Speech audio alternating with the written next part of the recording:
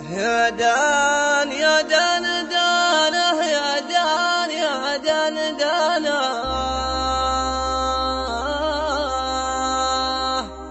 يا دان يا دان دانه على دان يا لا دانه بالأحمدي قال أمس الصبح شفت القمر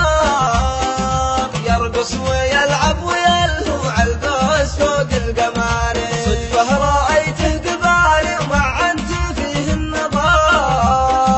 واقف وعيني بعينه من رغم طول انتظاري قلت السلام عليكم حيا سلامي ومرنا ديت قال لي علامك يا ذا القبل ذي تماري فقلت رسلا علي يا هينا مال الحضار وحب البداوة لكن طبعي حضاري قالت هلا بك ما تشوف قلبي انكسر لك عام وانت تناظر ظني عشقت انكساري قلت القبيلي مولع شوف حالته في خطر ما تشوف لي يسعفونه ودوه قسم الطواري قالت وانا عامليه والدم في المختبر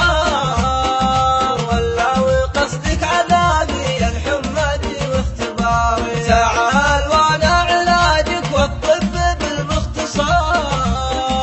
بنت الحسب والنسب دكتور لك واستشاري قلت الصراحة وانا لي في العشق وجهة نظر ضاري على طب مثلك يا بنت والله ضاري قالت وانا من جروحي عالعود دق الوتر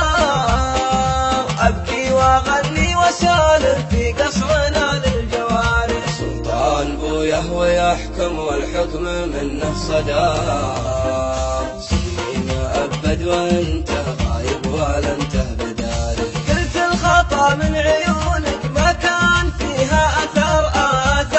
تعذيب ولا أخذت من بوك ثاري لكن علي يمينا يا زين كل البشار لا جيك من أرض حمير في الحال دافع وشاري بدوي ومن أرض شبوه من عاكفين الغتار والعشق له أمر نافذ ساري على القلب ساري بدوي ومن أرض شبوه من عاكفين الغتار والعشق له أمر نافذ ساري على القلب ساري بالأحمدي قال أمس الصبح شفت القمر يرقص ويلعب ويلهو عالقوس فوق القمر صدفة رأيته قبالي ومعنت فيه النظر واقف وعيني بعينه من رغم طول انتظاري قلت السلام عليكم حيا سلامي ومرنا ديت قال لي علامك يا ذا القبل لي تماري فقلت رسلا علي يا هينا مال الحضار بدوي وحب البداوة لكن طبعي حضاري قالت هلا بك ما تشوف قلبي انكسر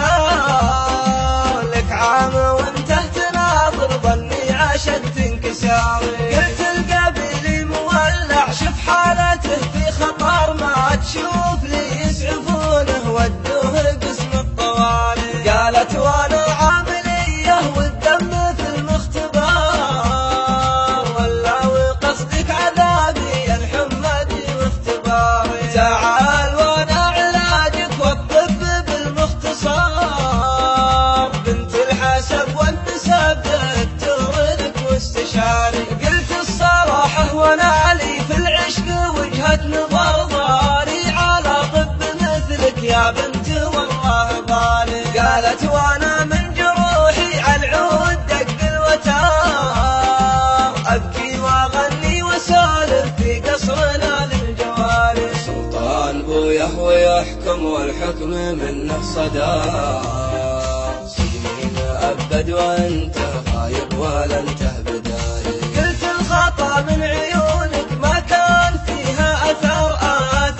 تعذيب ولا أخذت من بوك ثاري لكن علي يمينا يا زين كل البشار لا جيك من أرض حمير في الحال دافع وشاري بدوي ومن أرض